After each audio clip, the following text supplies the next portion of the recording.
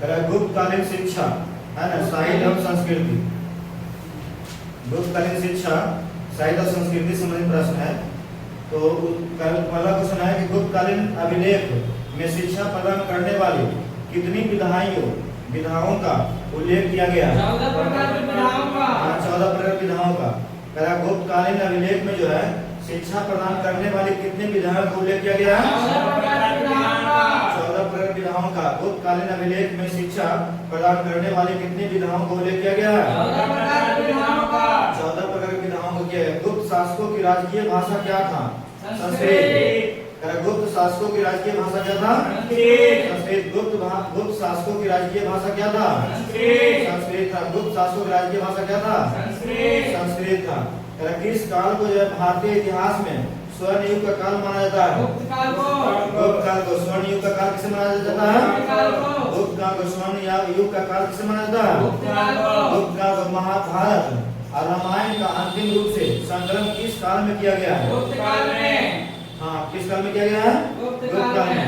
महाभारत रामायण और अंतिम रूप से जो है संकलन किस काल में किया गया है? गुप्त काल में। गुप्त काल में। किस जैन आचार्य ने जो है न्याय दर्शन का न्यायावतार ग्रंथ लिखा है? सिद्धसेन ने। हाँ, सिद्धसेन ने। कौन लिखा है? सिद्धसेन। किस जैन आचार्य ने जो है न्याय दर्शन पर न्याय अवतार ग्रंथ लिखा है? सिद्धसेन। आगे जो क्वेश्चन है गुप्तकालीन विज्ञान और तकनीक से संबंधित क्वेश्चन है। आगे है किस भारतीय खगोल शास्त्री ने बताया कि सूर्य स्थिर है तथा पृथ्वी घूमता है? आर्यभट्ट ने। किस भारतीय खगोल शास्त्री ने बताया कि सूर्य स्थिर है और पृथ्वी घूमता है? आर्यभट्ट ने। आर्यभट्ट ने बताया था। गुप्त काल में सर्वाधिक प्रसिद्ध गणितज्ञ ज्योतिष किसे माना गया है? आर्यभट्ट को। आर्यभट्ट को। गुप्त काल में जो है सर्वाधिक प्रसिद्ध वैज्ञानिक गणितज्ञ और ज्योतिष किसे माना गया है? आर्यभट्ट को। आर्यभट्ट माना गया। रसायन एवं धातु विज्ञान के प्रख्यात विद्वान कौन थे? नागार्जुन। हाँ, नागार्जुन। रसायन और धातु विज्ञान के प्रख्यात विद्वान कौन थे? नागार्जुन। रसायन और धातु विज्ञान के प्रख्यात विद्वान कौन थे? नागार्जुन। रस चिकित्सा का आविष्कार किसके द्वारा किया गया था? नागार्जुन के द्वारा ही किया गया था। रस चिकित्सा का आविष्कार किसके द्वारा किया गया था? नागार्जुन। रस चिकित्सा का आविष्कार जो किसके द्वारा किया गया था? हाँ, नागार्जुन के द्वारा। रस चिकित्सा का आविष्कार जो किसके द्वारा किया गया था? नागार्जुन के द्वारा। आगे है पशु चिकित्सा का आधारित हस्तायुर्वेद किसने लिखा था? पाल कप ने। हाँ, पाल कप ने। आगे है पशु चिकित्सा का आधारित हस्तायुर्वेद किसने लिखा है? पाल कप ने। हस्तायुर्वेद किसने लिखा है? पाल कप ने। हस्तायुर्वेद किसने लिखा है? पाल कप ने। आगे है आयुर्वेद के प्रसिद्ध विद्वान धन्वंतरी किस गुप्त शासक दरबार में आयुर्वेदाचार्य थे? चंद्रगुप्त द्वितीय।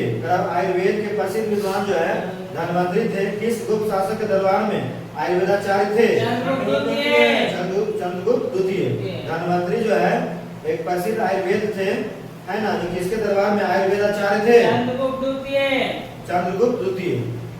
आगे है गुप्त काल में कताई, बुनाई, हथकरघा एवं धागे का विवरण किस ग्रंथ में होता है? अमरकोश में। किस में होता है? अमरकोश में। गुप्त काल में जो कताई, बुनाई और हथकरघा का एवं धागे का वितरण किस में होता है? अमरकोश में।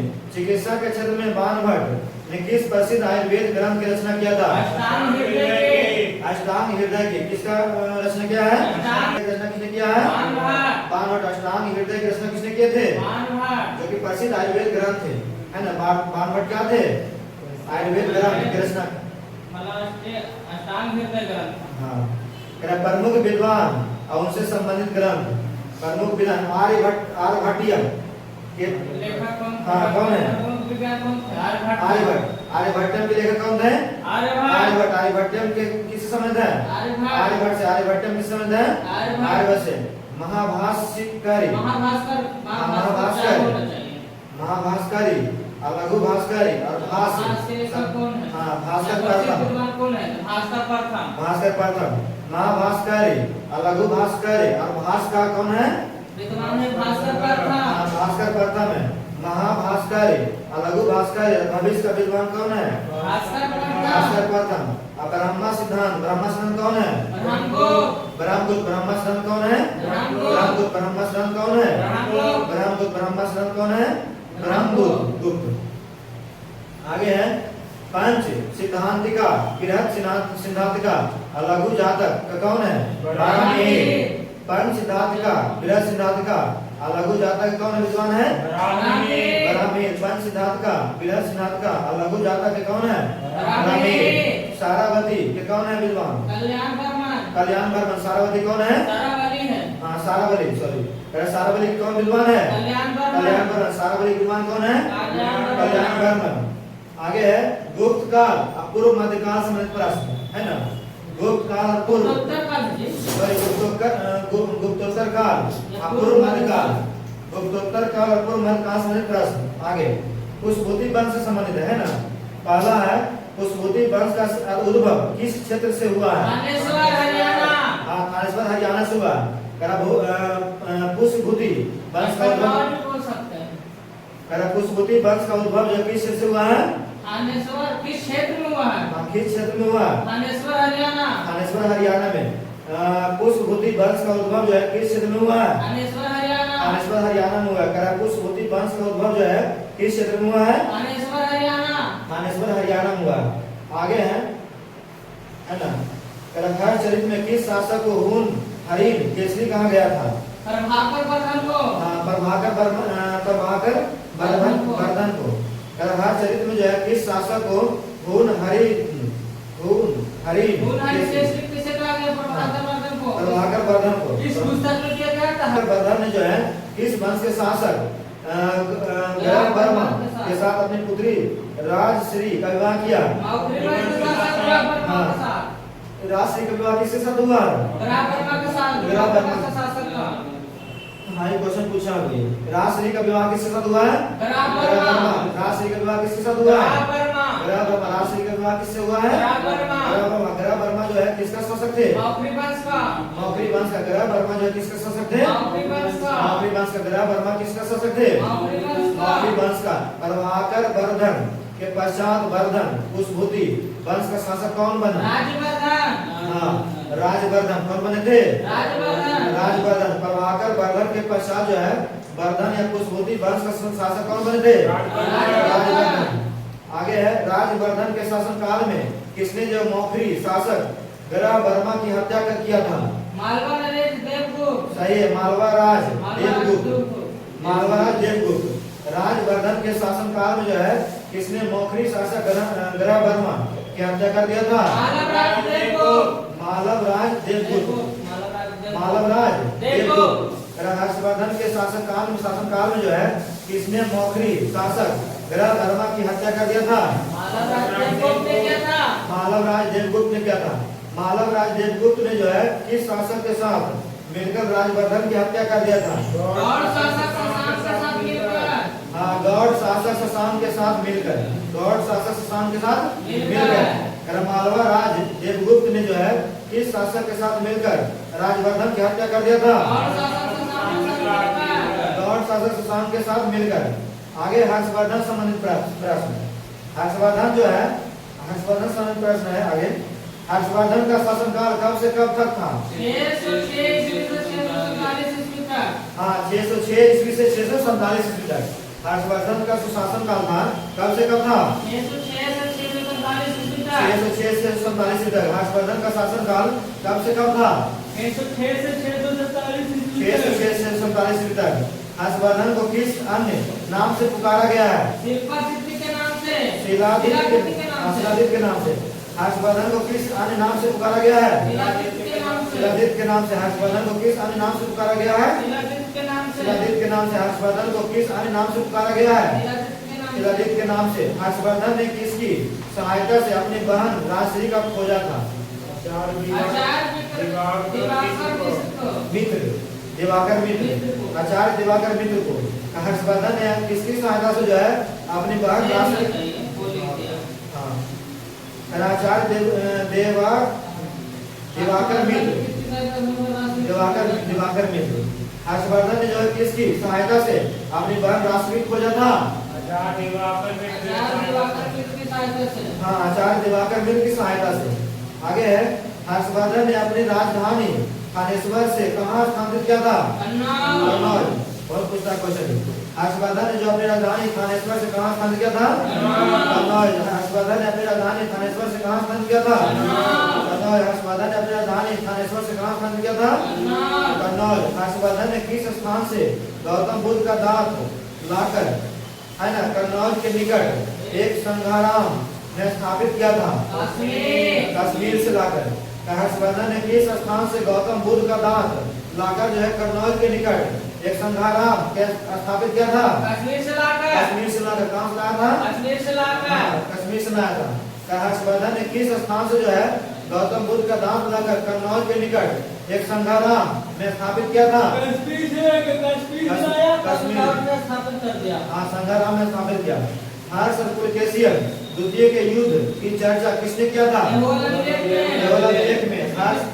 हर्ष तथा पुलकेशियन द्वितीय के युद्ध की चर्चा जो है किसमें मिलता है? यहोलालिक में। हर्ष तथा पुलकेशियन द्वितीय के युद्ध की चर्चा जो किसमें मिलता है? यहोलालिक में। हर्ष तथा पुलकेशियन द्वितीय के युद्ध की चर्चा किसमें मिलता है? यहोलालिक में। आगे है कि हर्षवर्धन के शासन काल में किस चीनी यात्री ने भारत की यात्रा किया था? हर्षवर्धन हंसे। हर्षवर्धन के शासन काल में जो है किस चीनी यात्री ने भारत की यात्रा किया था? हर्षवर्धन के शासन काल में किस चीनी यात्री ने भारत की यात्रा किया था? वर्धन वंश के किस शासक को अपने पदाधिकारियों को शासन पत्र द्वारा जमीन देने की प्रथा चलाई गई थी? हर्षवर्धन। वर्धन वंश के किस शासक ने जो है अपनी पदाधिकारियों को शासन पत्र द्वारा जमीन देने की प्रथा चलाया गया था? हर्षवर्धन द्वारा। वर्धन वंश के किस शासक ने जो है अपनी पदाधिकारियों को शासन पत्र द्वारा जमीन देने की प्रथा चलाया गया था? हर्षवर्धन। हर्षवर्धन के शासन काल में जो है सेनापति को क्या कहा जाता था? महाबली। हाँ, महाबलाधिकृत।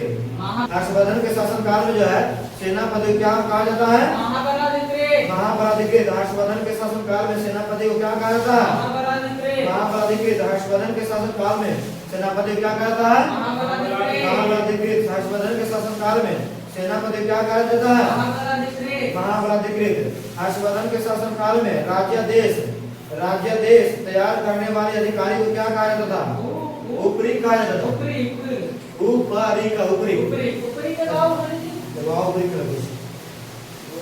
हर्षवर्धन के शासन काल में जो है राज्यादेश तैयार करने वाले अधिकारी क्या कहा जाता था? ऊपरी। हर्षवर्धन के शासन काल में राज्यादेश तैयार करने वाले अधिकारी को क्या कहा जाता था? ऊपरी। हर्षवर्धन के शासन काल में राज्यादेश तैयार करने वाला अधिकारी क्या कहलाता था? ऊपरी कहलाता था। हर्षवर्धन के शासन काल में राज्यादेश तैयार करने वाला अधिकारी क्या कहलाता था? ऊपरी। प्रशासनिक सुविधा के उद्देश्य से विभाजित उन क्षेत्रों को क्या कहा जाता था जो हर्षवर्धन के प्रत्यक्ष नियंत्रण में था? मुक्ति। हाँ, भुक्ति। भुक्ति कहलाता था। प्रशासनिक सुविधा के उद्देश्य से जो है विभाजित उन क्षेत्रों को क्या कहा जाता था जो हर्षवर्धन के प्रत्यक्ष नियंत्रण में था? हाँ, भुक्ति। क्या कहता था? भुक्ति। प्रशासनिक सुविधा के उद्देश्य से विभाजित उन क्षेत्रों को क्या कहा जाता था जो हर्षवर्धन के प्रत्यक्ष नियंत्रण में था? भुक्ति। प्रत्यक्ष नियंत्रण में भुगता है, वही भुक्ति। प्रशासनिक सुविधा के उद्देश्य जो है विभाजित उन क्षेत्रों को क्या कहा जाता था जो हर्षवर्धन के प्रत्यक्ष नियंत्रण में था? भुक्ति। हेनसांग ने हर्षवर्धन की सेना को क्या कहा था? चतुरंगिनी। हाँ, हेनसांग ने जो है हर्षवर्धन की सेना क्या कहा था? चतुरंगिनी। हेनसांग ने हर्षवर्धन की सेना क्या कहा था? चतुरंगिनी। हेनसांग ने हर्षवर्धन की सेना क्या कहा था? चतुरंगिनी कहा था। हेनसांग ने जो है हर्षवर्धन की सेना क्या कहा था? चतुरंगिनी। हेनसांग ने हर्षवर्धन की सेना क्या कहा था? चतुरंगिनी कहा था। क्या कहा था? चतुरंगिनी। हेनसांग ने जो है हर्षवर्धन की सेना क्या कहा था? चतुरंगिनी कहा था। आगे बताइएगा फिर से सुनिएगा। आगे है गुप्त कालीन, बताइए सुनना। गुप्तकालीन अभिलेख में शिक्षा प्रदान करने वाले कितनी विधाओं का उल्लेख किया गया है? 14। सही है, 14। आगे बताइएगा, सुनिए। गुप्त शासकों की राजकीय भाषा क्या था? संस्कृत। संस्कृत। आगे आनंद। किस काल को भारतीय इतिहास में स्वर्ण युग का काल माना जाता है? सही। आगे, महात्मा महाभारत और रामायण का अंतिम रूप से संकलन किस काल में हुआ था? सही है। आगे, किस जैन आचार्य ने जो है न्याय दर्शन पर न्याय अवतार ग्रंथ लिखा था? न्याय अवतार लिखा था। हाँ, किस जैन आचार्य ने जो है न्याय दर्शन था ना, उस पर न्याय अवतार ग्रंथ लिखा था, जिसका नाम किसने लिखा था? अजय सिद्धसेन। सिद्धसेन। हाँ, कौन थे? सिद्धसेन। न्याय दर्शन में कैसे? किस भारतीय खगोल शास्त्री ने बताया कि सूर्य स्थिर है और पृथ्वी घूमता है?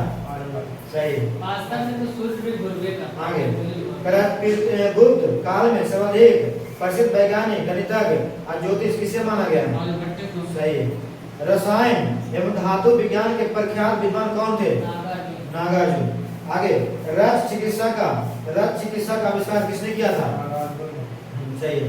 आगे, पशु चिकित्सा पर आधारित हस्त आयुर्वेद किसने लिखा था? पशु चिकित्सा पर। हाँ, पशु चिकित्सा पर हस्त आयुर्वेद। हाथ वाला आयुर्वेद बोलो। नहीं, पाल कापी। पशु पे पालेंगे। पशु पाल का। आगे बताइएगा, आयुर्वेद के प्रसिद्ध विद्वान धनवंतरी किस गुप्त शासक के दरबार में? चंद्रगुप्त द्वितीय हाँ, का चंद्रगुप्त के दरबार में।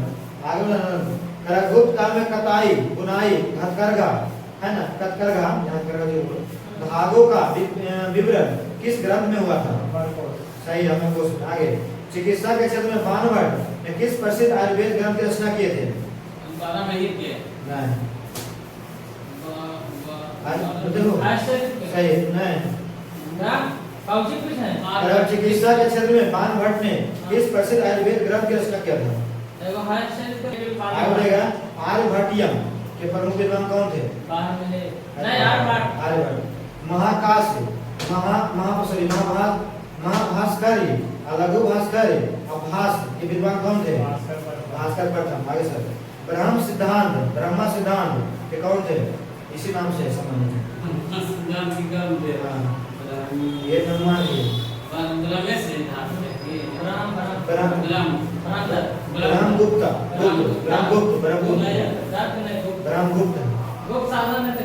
आगे बताइएगा, आपको बताइएगा पंच सिद्धांतिका, बृहद सिद्धांतिका, लघु जातक के कौन है? ब्राह्मणी। आगे, सारावली के कौन है? कल्याण वर्मन। आगे बताइएगा सर, कला के पुष्पवती वंश से संबंधित क्वेश्चन है। कला पुष्पवती वंश का उद्भव किस क्षेत्र में हुआ था? किस क्षेत्र में हुआ था? उद्भव भूमि क्षेत्र में। नहीं, जगह का नाम बताना, स्टेट का नाम बताना। स्टेट का नाम बताना है। वो भी नाम महिला के जन्म बड़ी काम है, उस स्टेट का नाम बताना। आगे बताओ सर। ये क्या कन्नौज आई कुछ बोलता है, हरियाणा में कौन बोलता है? थानेश्वर। सही, थानेश्वर हरियाणा। आगे आपको बताएगा कि हरचंद्र के शासक को हुन हरिन केसरी कहा था? सही, प्रभाकर वर्धन को। आगे, प्रभाकर वर्धन ने जो है किस वंश के शासक ग्रह वर्मा के साथ अपनी पुत्री राजश्री का विवाह किया था? सही है, मौखरी वंश का पूछते रहता है। मौखरी वंश शासक था ग्रह वर्मा। आगे बताएगा,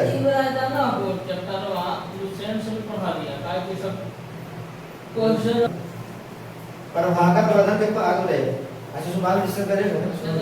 प्रभाकर वर्धन के पश्चात वर्धन पुष्पवती वंश का शासक कौन थे? सही है, राजवर्धन। ध्यान सुने, सवाल होगा, कोई बड़ी कड़ाची नहीं है। राजवर्धन के शासन काल में जो है किसने मौखरी शासक ग्रह वर्मा की हत्या कर दिया था? क्या बोल रहे? राजवर्धन के शासन काल में जो है किसने मौखरी शासक ग्रह वर्मा की हत्या कर दिया था?